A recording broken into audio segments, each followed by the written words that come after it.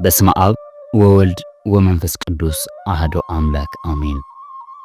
የልዑል እግዚአብሔር ቤተሰቦች የእናታችን የቅድስት ድንግል ማርያም የአስራት የበረከት ልጆች እንደዚሁም የሰማያዊ መንገድ ሚዲያ ተከታታዮቻችን እንደምን አላችሁ? ይህ ወደ እናንተ የምናደርስላችሁ የመንፈሳዊ ትረካ መርሃ ግብራችን ነው። በዛሬው ይዘንላችሁ የቀረብነው መርሃ ግብር ማህበራዊ ሚዲያ አጠቃቀምና በክርስትና ሕይወት ውስጥ ያሉት ተግዳሮትና መልካም አጋጣሚዎች የሚል ይሆናል። ብርሃነ ዓለም ቅዱስ ጳውሎስ ቀኖቹ ክፉዎች ናቸውና ዘመኑን ዋጁ ብሎ እንዳስተማረን በምንኖርበት ዘመን ፈጣን የዲጂታል ዘመን ክርስቲያኖች ከዘመን ጋር አስማምተው ሊኖሩ ግድ ይለናል። ዛሬ ላይ ልዩ ልዩ የቴክኖሎጂ ውጤቶች በየቤታችን መግባታቸው በዕለት ተዕለት ኑሯችን ላይ አዎንታዊና አሉታዊ መንገድ ጫና ሲፈጥሩ እንመለከታለን። ማህበራዊ ሚዲያ ምንድን ነው? ማህበራዊ ሚዲያ በኢንተርኔት አማካኝነት በተለያዩ ጉዳዮች እርስ በርስ ግንኙነት እንድንፈጥር፣ መረጃ እንድንጋራና እንድናጋራ የሚያስችል የዲጂታል መድረኮች ናቸው።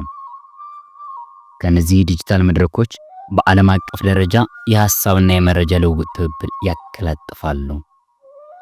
እስካሁን ባለው ነባራዊ ሁኔታ ፌስቡክ፣ ቴሌግራም፣ ኢንስታግራም፣ ትዊተር፣ ቲክቶክ፣ ዩቲዩብ፣ ሊንክድኢን፣ ስናፕቻት የመሳሰሉት ያጠቃልላል። ማህበራዊ ሚዲያ በአካል መገናኘት ሳይፈልጉ የማህበራዊ ሚዲያ ወዳጆች ጋር ከመገናኘት አንስቶ ዓለም አቀፍ የንግድ ግንኙነቶችን ለመገንባት፣ መረጃ ልውውጥ ለማጋራት እንዲሁም ሙያ ነክ ትምህርቶችን ለመማርና ለማስተማር ያገለግላል። ታዲያ የማህበራዊ ሚዲያ ታሪካዊ አመጣጡ እሺ ነው። ማህበራዊ ሚዲያ አገልግሎት እንደ ኢሮፒያን አቆጣጠር በ1970ዎቹ የኢንተርኔት መተዋወቅን ተከትሎ የመጣ አገልግሎት ሲሆን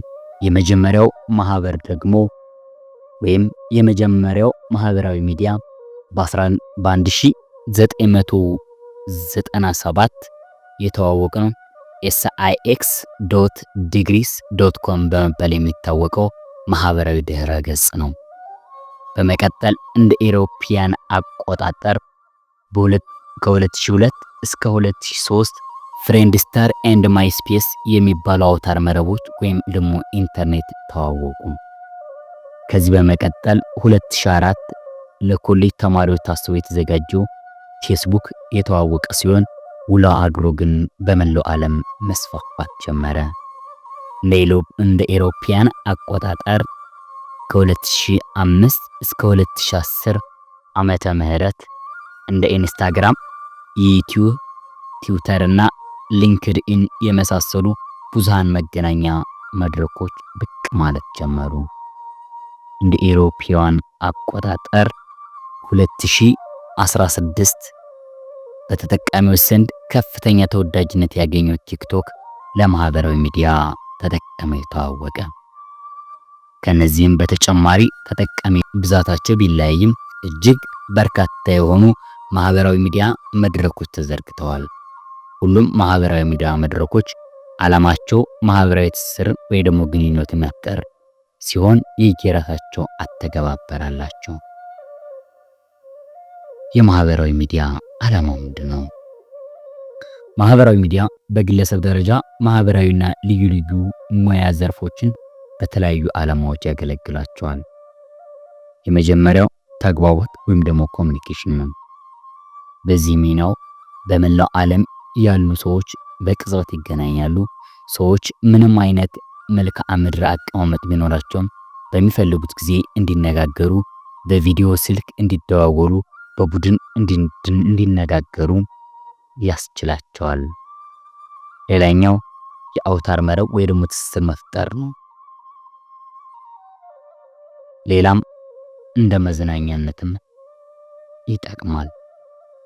ከዚህ ባሻገርም ደግሞ ለማርኬቲንግና ለቢዝነስ ልውውጦች ያገለግላል። የንግድ ብራንዶችን፣ ምርቶችና አገልግሎቶችን ያስተዋውቃል። በአጠቃላይ ማህበራዊ ሚዲያ እጅግ ዘርፈ ብዙ አገልግሎቶች አሉት። ታዲያ ሁሉም የማህበራዊ ሚዲያ መድረኮች ለሰዎች ይጠቅማሉን? ይህ መልሱ ግድ አይደለም የሚል ነው። በመርህ ደረጃ የሰው ልጅ ለመጉዳት ተብሎ የተፈጠረ ማህበራዊ ሚዲያ የለም ማለት ይቻላል። ነገር ግን ሁሉም ማህበራዊ ሚዲያ መድረኮች ለሁሉም እኩል የሚጠቅሙ ግን አይደሉም። ማህበራዊ ሚዲያ ጠቃሚነቱ የሚለካው በዓላማ፣ በተጠቃሚዎች ሁኔታና እንዴት ጥቅም ላይ እንደሚውል በመረዳት ነው። ለምሳሌ ሊንክድኢን እንደ ሊንክድኢን ያሉ ማህበራዊ ሚዲያ በሙያ እድገትና ለሙያ አውታር መረብ ያገለግላሉ። ስለዚህ ከስራና ከስራ ነክ ጉዳዮች ላይ ማተኮር የሚፈልግ ሰው እዚህ ማህበራዊ ሚዲያ ላይ ምርጫው ሊሆን ይችላል። ኢንስታግራም ወይም ቲክቶክ ደግሞ ለአዳዲስ ፈጠራ፣ ለግብአት ወይም ለመዝናኛ የተሻሉ መድረኮች ሊሆኑ ይችላሉ። ሌሎች ማህበራዊ ሚዲያ መድረኮችም የየራሳቸው ጠባይ ያላቸው ሲሆን በተጠቃሚ ፍላጎት ላይ ተመስርተው በየጊዜው ማሻሻያ ይደረጋሉ።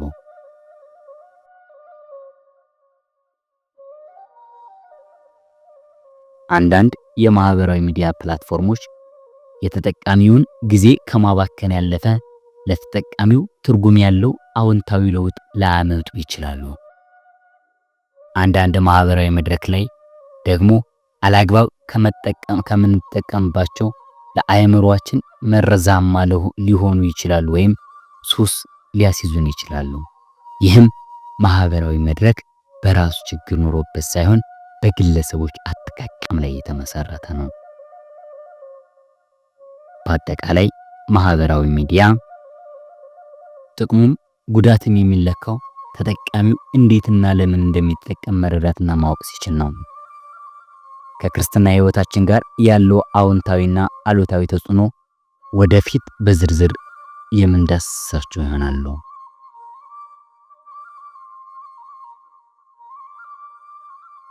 ታዲያ ይህ ማህበራዊ ሚዲያ ጠቀሜታዎች እንደ ግለሰቦችና እንደ ተቋም ወይም አለፍ ሲልም ደግሞ ሀገርም ብዙ ትርጉም አላቸው ወይም ጥቅም አላት።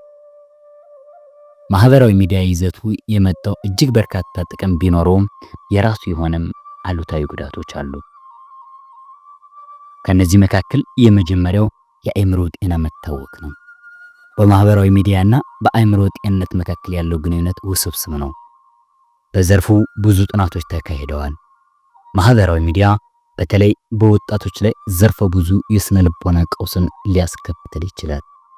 የመንፈስ ጭንቀት፣ ድብርት፣ ራስን ከሌሎች ጋር አላስፈላጊ ውድድር ውስጥ ማስገባት፣ ሁልጊዜ ራስን ትክክል አድርጎ የማሰብ ወዘተ በዋናነት የሚጠቀሱ የስነ ልቦና ቀውሶች ናቸው። ሁለተኛ፣ በማህበራዊ ሚዲያ አማካይነት ጥቃት ሊፈጸም ይችላል።